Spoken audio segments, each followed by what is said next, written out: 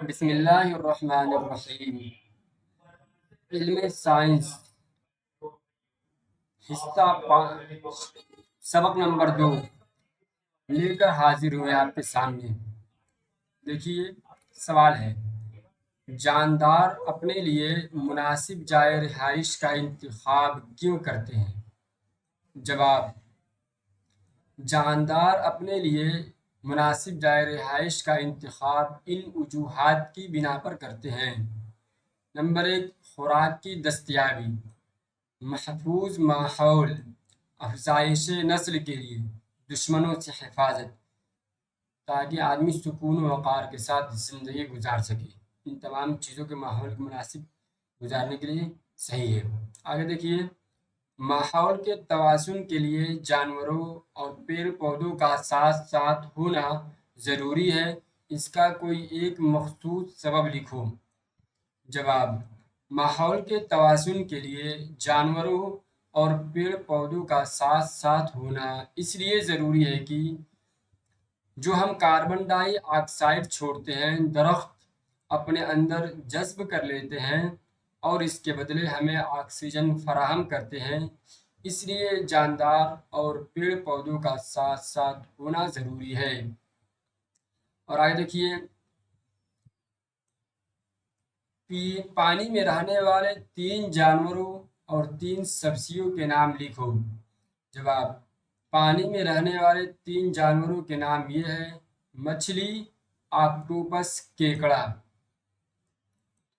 پانی میں رہنے والے 3 سبزیوں کے نام یہ ہیں: سنگھاڑا، برا، کرمی کا ساگ، کول، واٹر للی، کائی الچی۔ 3 سے زیادہ اس لیے شامل کیا گیا ہے کہ کچھ لوگوں کو کچھ سمجھ میں نہ آئے، جیسے برا، کرمی کا ساگ سمجھ نہ سکے تو کول اور واٹر للی سے شامل کر دیا گیا ہے۔ سوال، مچھلی کے 2 اوصاف لکھو جو اسے پانی میں رہنے کے مطابق بناتے ہیں۔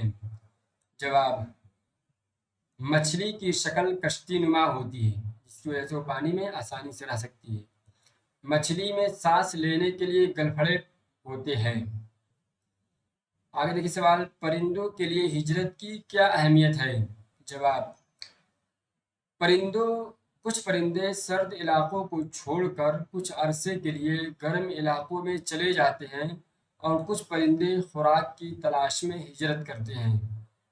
ہجرت کی اہمیت یہ ہے کہ خوراک کی تلاش میں ہجرت کرتے ہیں، اور سرد علاقے میں جب ٹھنڈک سخت ہوتی ہے تو چھوڑ کر چلے جاتے ہیں۔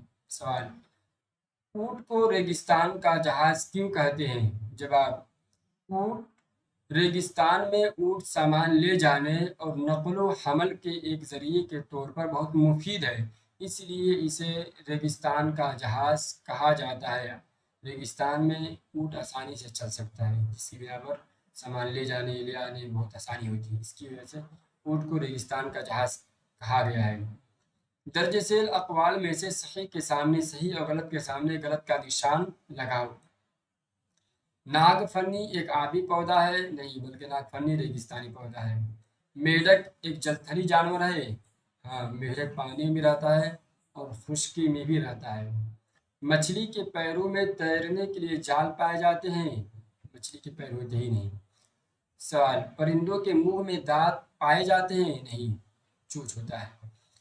پرندوں اور مچھلیوں کا جسم کشتی نما ہوتا ہے؟ جی ہاں۔ درج ذیل کے صحیح جوڑ بناؤ۔ ناگ فنی ریگستانی، پیڑ پہاڑ، ایسا پیڑ جو پہاڑی علاقہ میں۔ مچھلی کشتی نما، بطخ جلتھری۔ بطخ پانی میں رہتی ہے اور زمین پر بھی رہتی ہے۔ خالی جگہ بھرو، کچھ لوگ بطخ کو جلتھری میں شمار نہیں کیے ہیں، جو بات معلوم نہیں۔ خالی جگہ بھرنا ہے۔ ریگستانی پودوں کی پتیاں کانٹوں میں تبدیل ہو جاتی ہے۔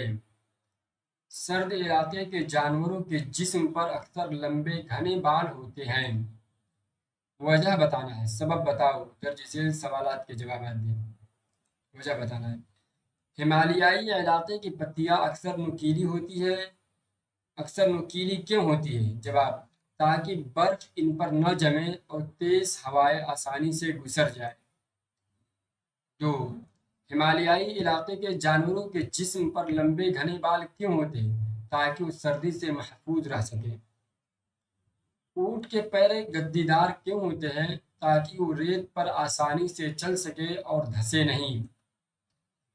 آگے دیکھیے، آبی پودوں کے تنے ملائم اور ہلکے کیوں ہوتے ہیں؟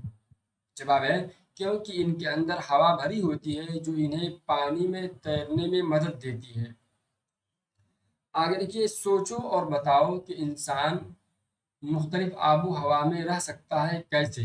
جواب، انسان نے مختلف موسموں میں رہنے کے لیے اپنی سہولت کے مطابق بہت سی چیزیں بنائی ہے، اس لیے انسان مختلف موسموں میں رہ سکتا ہے۔